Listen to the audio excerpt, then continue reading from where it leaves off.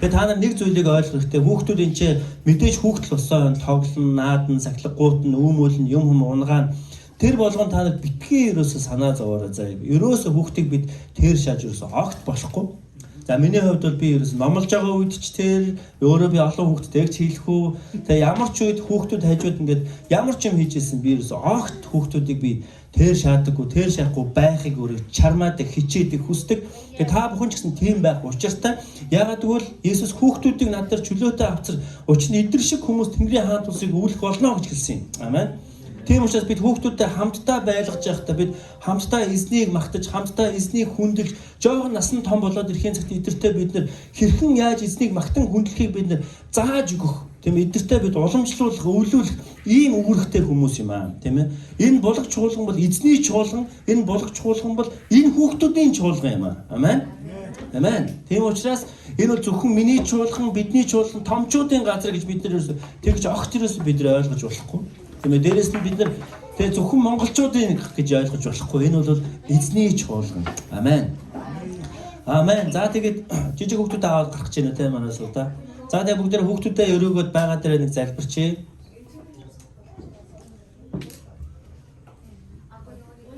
Наатли жижиг хүүхдүүдтэйгээ хамт суух гэж байгаа те.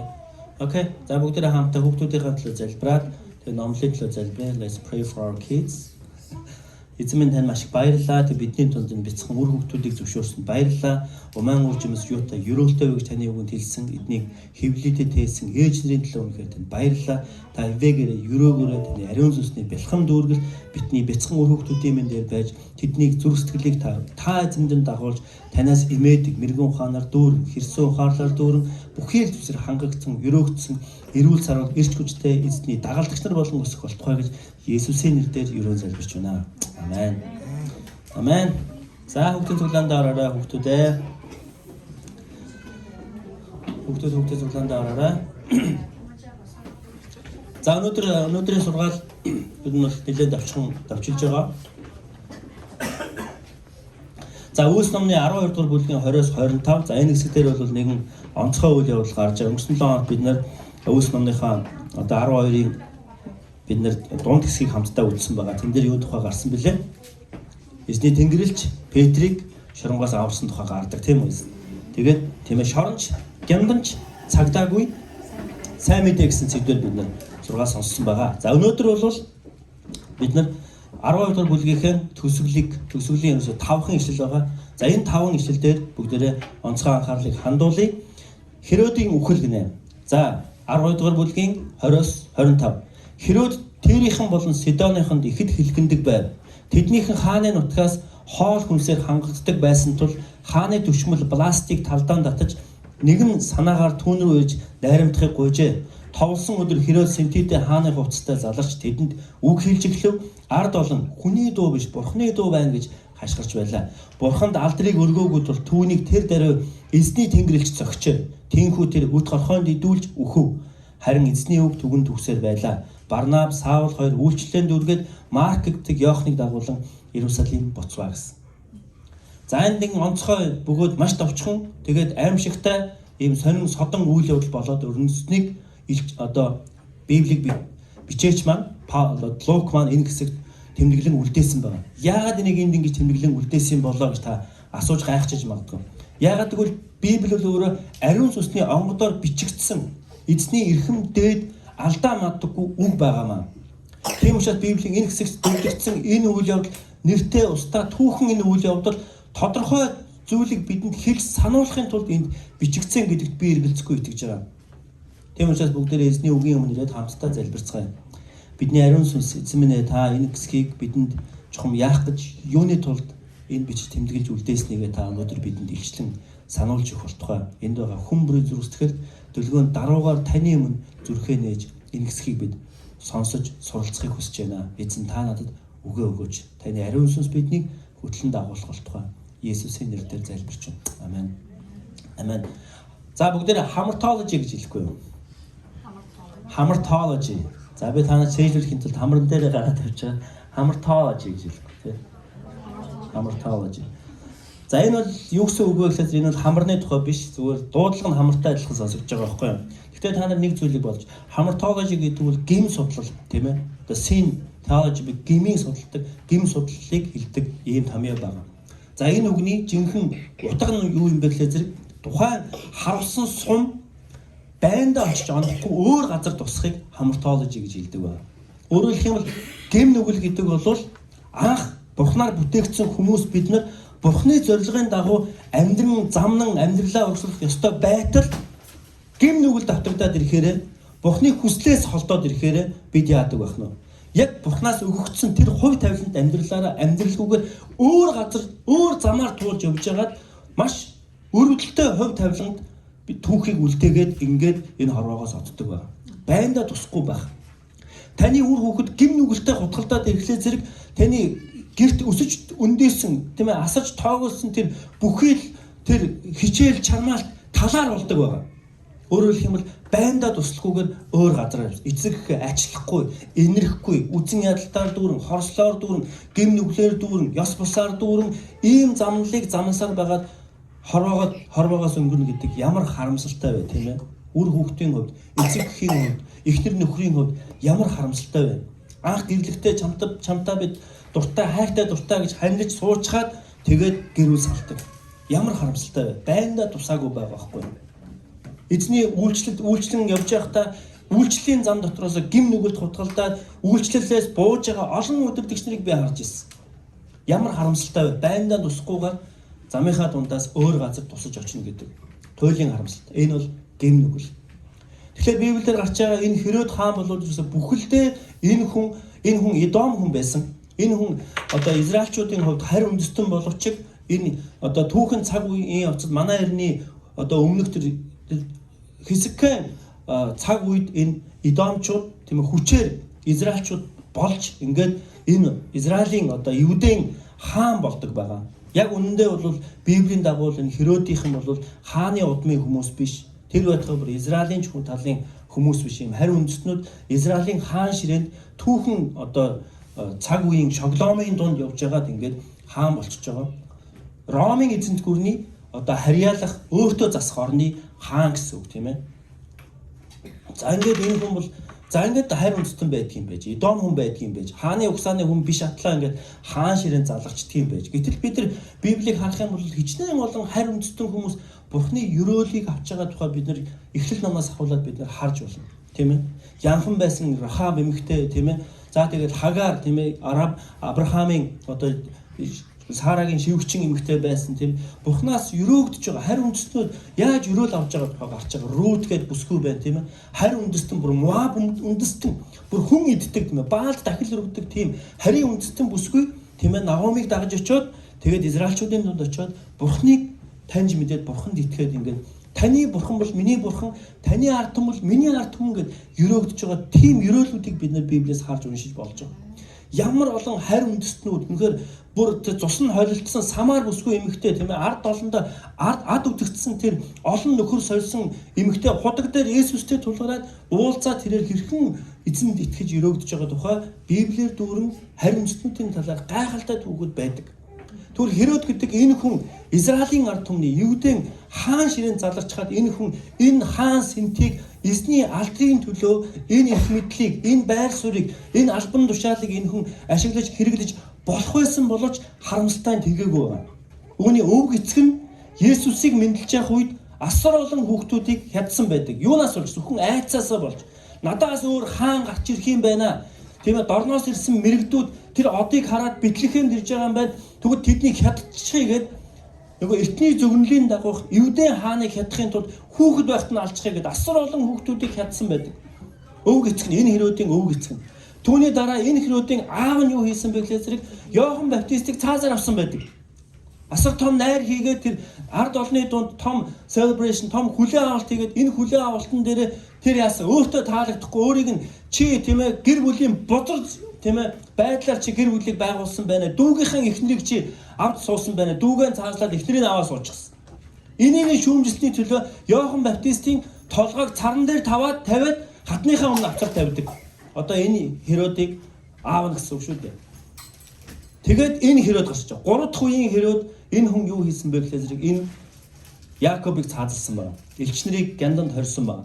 Тийм ээ, эзний дагалдагч нарыг энэ хавчиж эхэлсэн байна. Бас адилхан ёрын хүн байх. Тэгэхээр та нар харж байна уу? Гим нүгэл гэдэг өв удам дамжин залгаж явж байгаа байхгүй юу? Өвөг эцэг нь, тэгээд аав нь, тэгээд өөрөө үе удам дамжин эзнээр өрөөгдсөн эзний ариун ард түмнийг захирах атал яасан байх нь.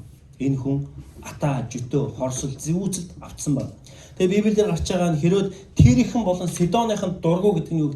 Тухайн үеийн тэр Тир, Сидон гэдэг нь юм бомб хот, худалдааны хот улс болчихсон ийм бүр дотроо асар хүчтэй эдийн засгийн хувьд төвлөрж гисэн ийм хот байсан. Гэтэл энэ Сир Идомчууд нь өөрсдөө Ромын засаг захиргаанд байх атлаа эднэр яасан? Израильчуудаас хоол хүнсээ авдаг. Тэгсэн мөртлөө өөрсдөндөө захирч өнөөгийн яг Ватикан шиг тийм хотууд байсан байгаа байхгүй. Хот улс болчихсон байсан. Гэтэл энэ Херод юунд зэвүүцэж атаарсан бэ гэхээр зэрэг Ромын захиргаанд яг адилхан евдээчүүдтэй тийм ээ адилхан атлаа Тирийнхэн Сидоныхан илүү их эрхийг эдлэж, илүү их эрх ямбыг эдлэж, илүү их эдийн засгийн хувьд боломжтой байсан учраас энэ Херод Тирийнхэн болон Сидоныханд бүр атаархаж бүр хэлгэндэг байсан байгаа байхгүй. Яг л өнөөдөр тийм ээ Украиныг дараалж байгаа Путиний авир яг энэ дээр харагдаж байгаа байхгүй тийм ээ. Тэр бас газар нутгийн асар их баялагтай, нөөцтэй, боломжтой, тийм ээ ардчилсан үнэхээр өсөлт хөгжилтэй байгааг хараад бүр зэвүүцэж байгаа байхгүй. Хүний дотор ийм хамартоо гэж байдаг, ийм гим нүгэл байдаг тийм ээ. Хэн нэг нь яг чамтай адилхан чиний үндэстэн, яг чамтай адилхан хүн өсөж өндөгөөд чамаас илүү боломж идлээд байгааг харахлаа зэрэг дотор чинь бүр байж яддаг, багтарч яддаг. Энэ бол атаархал гэж байгаа байхгүй юу? Атаархал. Яг чамтай адилхан хүн тийм ээ одоо Америкт нэг цаг үед ирсэн тэг цагаашлан амьдарч байгаа хүн чамаас илүү бичвэр баримттай, чамаас илүү бизнестэй, чамаас илүү хөрөнгө чинээтэй, чамаас илүү баян чинээлэг амжилттай болоод яваад ирэхлээр зэрэг энд яах вэ? Хүн атаархал төрж байгаа. Яг чиний 10 жилийн ангич найзууд чамаас илүү амжилттай явж байгааг харахад тэн дотор яах вэ? Хүн атаархал төрж байгаа. Зүрх сэтгэл дотор. Хүмүүс бид нар тэгдэг тийм биз? Атаархал. Энэ бол гим нүгэл мөн. Библиэлд атаархал бол гим нүгэл гэж хэлсэн байна. Энэ Херод түүний эцэг айдас тавцсан, атаархсан яг ялгаагүй хүн ч гэсэн яг тийм байсан байна.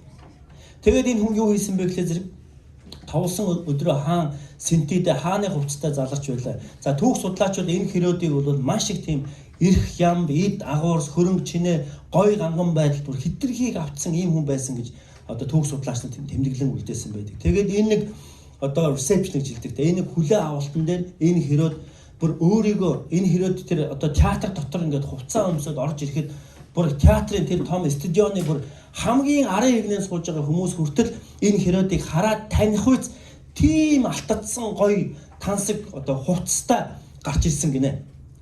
Одоо түүх судлаач нар Библиэд тэгж байгаагүй л гэхдээ тийм байх үз тийм ээ тэр Тирийнхэн Сидоныхныг бүр атаархлыг төрүүлэхгүй тэднээс бүр илүү гарах үз тийм тансаг тийм ээ одоо Цезар шиг тийм ээ байхыг хүссэн байгаа байхгүй энэ хаан өөрөө. Тэгээд тэнд гарч ирээд тэр хүн магадгүй ямар нэгэн илтгэл тавьсан байгаа тийм чинь. Улс төрчнөр юу хийдэг вүлээ? Худлаа хоосон амлалтууд ярьдаг тийм ээ. Попордог гэж ярьдаг тийм. Популизм хийдэг гэж ярьдаг. Энэ Херод яг л тийм зүйлийг хийсэн байна. Гэтэл түүний тэр дуу хоолой, тэр театр дотор, тэр танхим дотор бүр цуурайтчихсан байна. Магадгүй төв судлаач нар энэ хүн өөрийнхөө дууг бүр улам гоё болгохын тулд тэнд акустикийг бүр сайжруулсан байх магадлалтай гэж. Тэгээд амар гоё цуурайтсан. Тэр гоё алтадсан гоё хувцастай гарч ирээ тийм ээ. Илтгэл тавьсан байна. Энэ үед хүмүүс яасан бэ? Энэ хүнийг хүний дуу биш бурхны дуу байна гэж хаашгирч байлаа гэсэн. Хүний дуу биш бурхны дуу байлаа. Магадгүй энэ хүн тэр ард олонний дунд олон хүмүүсийн дунд өөрийнхөө тороолуудыг бас тавьсан байх магадлалтай тийм ээ. Өөрийгөө магтаалахын тулд тийм ээ. Хөө хүний дуу биш бурхны дуу байна гэж тийм ээ өөртөө одоо анхаарлыг татахын тулд тийм үү. Ихэнхдээ ер нь олонний урд гараад ярьдаг хүн яг ийм зүйл давтдаг тийм ээ. Энд одоо энэ дээр ингээд номлол хийсний дараа хүмүүс миний номлолыг юу гэж байгаа бол ямар YouTube дээр тавингууд ямар комент бичиж байгаа бол миний номлолын талаар юу яаж байгаа бол тийм номлогч нар тийм уруу татлагууд байдаг тийм ээ. Бурхан түүгээр дамжиж үгээ хэлсэн. Ямар гоё номлол ба, ямар гоё эмх цэгцтэй, ямар гоё судалгаатай, ямар гоё уран нарийн тийм ээ яг надад хэлсэн байх шүү гэхтэл номлогч хүн тэн дотор яадаг вэ? Бардан байдал төрж эхэлдэг. Нөгөө алдрыг бурханд биш алдрыг өөртөө авахаар чармаа чиглэдэг. Одоо яаж вэ? Нөгөө номлогч байнд очихгүй байныхаа хажуугаар зурж өгөх гэж байгаа байхгүй юу? Үргэлж үнээс номлогч бид сэрэмжтэй байх учиртай. Атаархлаас бардан байдлаас. Тэгээд бурханд алдрыг өргөөгүй тул түүнийг тэр даруй эзний тэнгэрийг зогчоо. Тэнхүү тэр үт хорхойнд идүүлж үхүү гэсэн. Төгсгөл нь ямар харамсалтайгаар дуусч байгаа юм. Өнөөдөр хүн төрөлхтний дунд эрх мэдэлт хаадууд, удирдагч нар ямар өрөвдөлтөй харамсалтайгаар амьдрал нь дуусчихыг бид нар харсаар байна. Тийм ээ. Бид нар Саддам Хүсейний төгсгөлийг бид нар ямар аимшигтай болох бүх хэвлэл мэдэд дэлхийд даяар харсан. Би хүүхэд байхад нөгөө Чехийн билүү Чехословакийн удирдагч Чауческо гэж хүн те их нэртэйгээ хоёулаа өөрийнхөө ард олны шүүхээр шүүлгүүлээд хан дээр зогсож байгаад буудуулж байгаа тийм коммунист намын дарангуйлагч их нэртэйгээ хоёулаа алуулж байгааг би хүүхэд байхдаа би зургатаар үзчихсэн. Би тэрийг үзээд бүр шоконд орж ирсэн. Ард олноо дарангуйлагч нар төгсгөл нь үнэхээр харамсалтай өрөвдөлтөй байдаг. Адольф Хитлер яаж өгсөн тэр пүнхэр дотроо өөрөө амиа хорлж өгсөн байдаг. Өөрөө өхийнхаа өмнө тэр өөрийнхөө гэр бүлийнхнийг тэр хордуулж алсан байдаг. Тэгээд дараа нь өөрийнхөө амийг хорлож ингээд өгсөн байна. Ямар харамсалтай вэ? Бурхан хүнийг бүтээхдээ төгсгөл нь ийм байхаар бүтээсэн гэж юу? Тийм биш. Тэгээ энэ хэрөөдүүд бүр дотроосоо өтөнд идүүлж өгсөн байна. Та нар одоо өтөнд идүүлж өгсөн байх нь шүү дээ. Тэгээ тэр нь одоо ямар төрлийн үт байсан, эсвэл одоо улс төрийн зорилгоор хоолнд нь хор хийсэн юм уу, яасан бүүмэд ямар ч хэл байсан гэсэн миний нүдээр төсөөлөхөд бол энэ хүн тийм ээ тэр гоё тансаг гаднаас нь харахад их гоё гялалцсан гоё хувцастай атлаа дотор талдаа шуудаа дүүрэн хизээ мэдгүй хагарахад бэлэн задрахад бэлэн тийм өттэй явж исэн байгаа байхгүй энэ хүн. Тэгээд тэр нь задарсан тэгээд өтсөн дотроосоо өтөж үхчихэ гэсэн. Африкийн зарим төрлийн халуун орны өтнүүд бол эзнийхээ махыг идээд ингээд дотроос нь идчихдэг тийм өтнүүд байдаг гинэ. Тэг ямар төрлийн бүүмд ямар ч хэл гэсэн энэ хүн өтөнд идүүлээд ингээд өгч байгаа. Энэ хүн гимшээгүй, энэ хүн бурхан руу хандаагүй, бурханд залбираагүй, бурханд найдаагүй, бурханд алдрыг өргөөргүй, бурхангүй явсаар байгаад энэ дэлхийн улс төрийн тийм ээ тоглоом болж энэ дэлхийн өрсөлдөөний тийм ээ наадгаа болж эцэст нь амьдрал нь ингэж сүрж дуусчих. Гэтэл түүний цаана ямар ч гоё ганган хувц хонор байхгүй, эгэл жирийн загасчид, эгэл жирийн нэгэн хэдэн хүмүүс тэр цаана эзний ажлыг хийсэн хэвээрэл явсан байна. Харин эзний үг түгэн төгсөөр байлаа. Барнаб Саул хоёр үйлчлэлийн дүүргээд Марк гэдэг Иохныг дагуулan Иерусалимаас буцлаа гэсэн байна. Гисэн хэдий ч тэнд эзний үг түгэн дарахсан хэвээрэл явж исэн байна. Нөгөө гянданч цагддаггүй сайн мэдээг үргэлжилсэн хэвээр. За тэгвэл эндээс бид нар юу сурж авах вэ? Эндээс тийм ээ гэм нүгэл гэдэг ямар харамсалтай бөгөөд төгсгөл нь ямар аимшигтай болохыг Библи биднэр сануулаагүй гэж байна. Өнөөдөр Библи биднэр сануулж байгаа юм шүү. Та гэмт амьдралаар, гэмт зуршлаар, гэмт замаар Бурхныг хэлсээр атал та дахин тэр үйлдэлээ үйлдсээр байндаа тусахгүйгээр байныхаа хажуугаар өнгөрч явж байгаа юм биш үсттэй. Эзэн бидэнд үүнийг сануулж байна тэгвэл. Эзэн надад энийг сануулж байна. Энэ эзэн танд энийг сануулж байна. Таны хажууд байгаа хүн эзэн үүнийг сануулж байна. Эзний үг хоосон биш. Эзний үг их мэдлэлтэй. Үнэн. Би энэ гисхийг уншаад эзний өмнө даруулсан, би эзний өмнө гимшсэн, гимээ гимшсэн, би улаасан, тийм ээ. Би ямар рекламны, ямар тийм ээ хэлбэр, ямар гадаад үзмжинд анхаардаг болохыгоо эзний өмнө гимшсэн. Бүх алдрыг би эзэнд өргөх хатал би өөртөө авдаг болохыгоо би ойлгож ухаарсан, эргээд эзний өмнө ирээд торинд нүрээ харахын адил би энэ хэсгээр эзний өмнө даруусгагдж байгаа. Энэ өдрүүдэд. Цаашдаа ч эзэн энд ажиллаа хийх баг. Библийн чинь 1-р Иохны 2:16-аас 17. Учир нь ертөнцид байгаа бүхэн тухайлбал махбодын хүсэлд ачаал, нүдний хүсэлд ачаал, амьдралын бардамнал эцгээс бас харин энэ ертөнцөөс ирдэг юм аа гэж хэлж байна. ертөнц хийгээ түүний хүсэлд ачаал өнгөрнө, харин Бурхны хүслийг үйлдэгч нь мөнхөд орших болно гэсэн.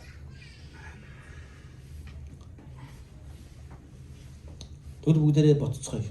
ертөнцид байгаа зүйлсэд бид нар тийм ээ махбодын хүсэлд ачаал бид нар автаж явсан биш үү? Нүдний хүсэлд ачаал. Нүдэрээ бид буруу зүйлсийг харж, буруу зүйлсийг дачаадж, буруу зүйлсэд бид нар уруу татагдаж явж байгаа юм биш үү? амьдралын бардам багтал өнөөдөр байгаа зүйлсээрээ та сайрхаж, баярхаж, онгирж, сагсуурж, саагаж явж байгаа юм биш үстэй. Энийг бид бодож үзэх хэрэгтэй. Өнөөдөр ертөнцөөр дүүрэн ийм саагсан дуудлагууд, ийм уруу татлагууд биднэрт ирсээр байна. Таныг яг байндаа тусахт чинь саад бол салхи байдал ийм зүйлсүүд, төр зөөлөн ийм зүйлсүүд бидний ухаан санааг тийм ээ бохирдуулж, хордуулж ингэж явж байдаг. Тэгээд нөгөө нүгэл яадаг өч шиг бидний дотор үржиж эхэлдэг. Баг багаар тийм ээ. Яг одоо биш. Баг багаар айжмаар. Гаднаас харахад нэх гоё хүн, нэх гоё гялцал. Гэтэл дотор талдаа шуудаад хизээ мүдгүй хагарахад бэлэн өттэй явж байгаа. Энэ бол гинт хүн баггүй. Бид яг л ийм байсан. Харин эзэн Есүс бидний энэ дотор байгаа тэр дотроос нь иддэг өтнүүдийг гаргаж хайсан байна. Есүс өөрийнхөө цусаар угааж биднийг уучлсан, бидэнд инэрлийг өгсөн. Есүс биднийг ариусгасан, зөвтгсөн, бидний гэмшлийг Есүс сонссон. Амен. Тэгээд тэр шуудаад өрн хаархаас өмнө эзэн Есүс өөрийнхөө тийм ээ тэр зарламайд цовдлогдсон, тэр хадагдсан, тэр сорвитой гараа дотгош нь хийж бүр үхэл хүртэл үхлийн булшнаас өөрөө бүр амьлан байж тийм ээ бидний дотроос тэр гэмт тэр үхлийг мөхлийг тийм ээ тэр сүйрлэг Есүс тийм ээ тэр хорт могоог багалзуурдж Есүс хайсан юм. Амен.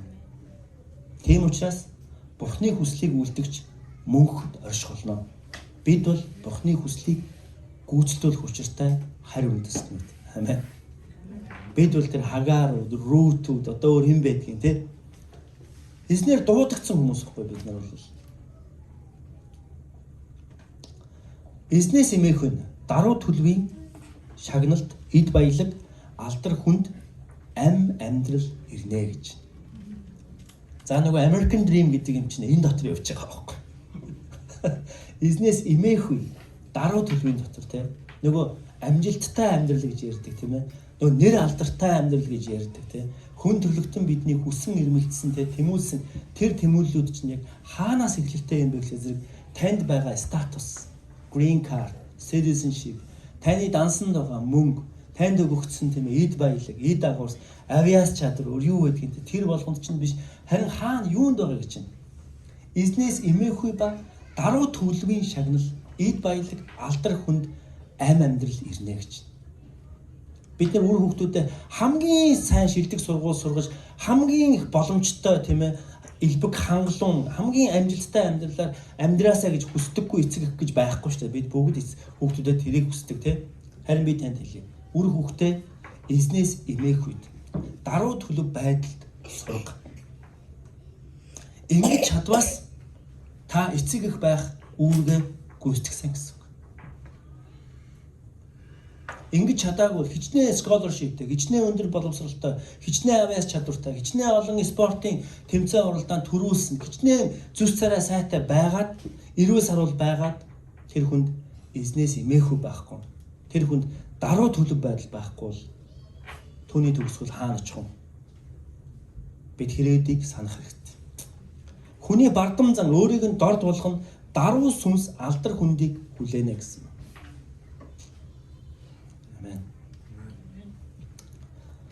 Энийг бүгдээрээ бодцгоё те. Бардам зан өөрийг нь дорд болгон даруй сүнс алдар хүндийг хүлээнэ. Хэрөөд хаан бол бардсан байна те. Бардсан учраас тэр дорд болгогдсон байна. Өөрийгөө даруусгах гэж одоо яг яахыг хэлдэг юм болоо те. Бодъё тэр. Өөрийгөө даруусгах гэж. Амар чимээгөө одоо номоо хаал чив чимээг юугаач ярихгүй ингээл. Өө би чадахгүй гэл ингээл. Шал худлагаасаа байхыг хэлдэг юм болоо. Худлаа даруузан те. Өөрийгөө даруусгах, даруй байна гэж юу нэг яахыг хэлдэг юм болоо. Эзнээс эмээх байхгүй. Би эзнээс эмээж байгаа юм. Би энэ үйлдэлийг хийхдээ эзнээс эмээсэн үү, эмээгүй үү? Ердөө л юм. Энэ номлолыг бэлдэж байхдаа би эзнээс эмээсэн болов уу? Эсвэл би янзын гоё номлол хийгээд алаад өгье гэж бодож энд гарч ирсэн болов. Тэгвэл эзэн намайг түн доош нь дарах нь шүү. Миний бодлоор бидний дунд байгаа ээж нар одоо энэ сайхан цэцгийн эзэд болох бидний ээж нар, бидний эмэгтэйчүүд, бидний ялангуяа ирчүүд бидэнд, нөхрөөд бидэнд эзний даруй байдлын үлгэр дуурайлыг яг харуулдаг хүмүүс байхгүй юу? Тийм учраас өнөөдөр чуулганачны ирчүүд нь ээж нарын баярт онцгой ач холбогдол өгсөн. Яагаад гэвэл та нар Бурханаас бидэнд өгөгдсөн ийм нандин эрхэм хүмүүс. Эзний чуулган 1-р зуунаас эхсүүлээд тийм ээ эзний чуулган байгууллагахдаа эзнээс имээдэг мэрэгэн ухаанаар дүүрэн даруй сүнстэй тийм эмэгтэйчүүдээр байгуулагдсан байдаг. Хэдийгээр Иесусийн 12 дагалдагч бүгд ирчүүд байсан боловч Иесусийн үйлчлэлийг хүртэл эмэгтэйчүүд эзнээс имээдэг бүсгүйчүүд баг нь бол суур болж өгчээсэн байхгүй. Библийн номнууд бүсгүйчүүдээр дүүрэн байна. Тэд алдар гавьяа шагналыг горилгүйгээр нэр нь амийн номонд зуусхан дурддагдаад өнгөрсөн. Зарим бүр нэрнж дурддагдаагүй өнгөрсөн тийм хүмүүс байдаг. Тэд бүгд шагналаа тэнгэрт очиод авч байгаа. Амен. Авсан байна. Тийм учраас энэ Библийн ишлэр өнөөдөр Микаи номын 6-гийн 8-аар өнөөдрийнхөө номлолыг дуусгая. Үнэн дээр юу сайн болохыг хүн минь тэр чамд айлтсан босуу. Үнэн шударгыг үлд, энергийг хайрл. Өөрийн бурхантайгаа даруйхнаар алах гэхээс өөр зүйлийг эзэн чамаас шаарддаг гэж юу гэж хэлсэн байна. Хүнээ гэж байгаа шүү дээ. Үнэн дээр юу сайн болохыг хүн минь тэр чамд айлтсан босуу. Өөрний орчуулган дээр хүнээ гэж дуудсан байдаг байхгүй. Хүний нэр миний нэрээр биш зүгээр хүнээ гэж дуудчих бидрийг те. Бид бол хүн. Амен. Бид нар дотроо л эрэгтэй, эмэгтэй, хаар, цагаан, шар тийм ээ тэгэл хөвшин залуу тийм ээ тэгэл одоо юу гэдгийг удирдахч одоо юу гэдгийг ингээл янз бүрийн тайтлуудтай баян ядуу өнтер гэдэг боловч яг Бурхны нүдээр бид бүгд хүн байхгүй юу гэсэн. Бурхнаар бүтээгдсэн тодорхой зорилготой яг Бурхныг алдаршуулах тэр байндаа очиж онох тийм ээ тийм бүтээлүүд байхгүй бид нар. Та эзнийг алдаршуулахын төлөө бүтээгдсэн. Яг тэр зорилгоо гүйцэтгүүлэх юм бол та мөнхөд орших болно. Амен. Тэ бүгдээ хамтдаа залбирцгаая. Өнөөдөр эзний үг энэ hamartology те танд нэг зүйлийг ойлгуулж байгаа хаа гэж бодож байна те. Херодийн энэ харамсалтай жишээ энэ хэсгийг унших бүрдээ та өнөөдрийн номлолыг эргэж нэг тунгааж бодож байгаа. Эзний өмнө даруугаар алхацгаая. Бурхныг алдаршуулъя. Гинэ гимшиг Бурхны өмнө ирээд залбирцгаая.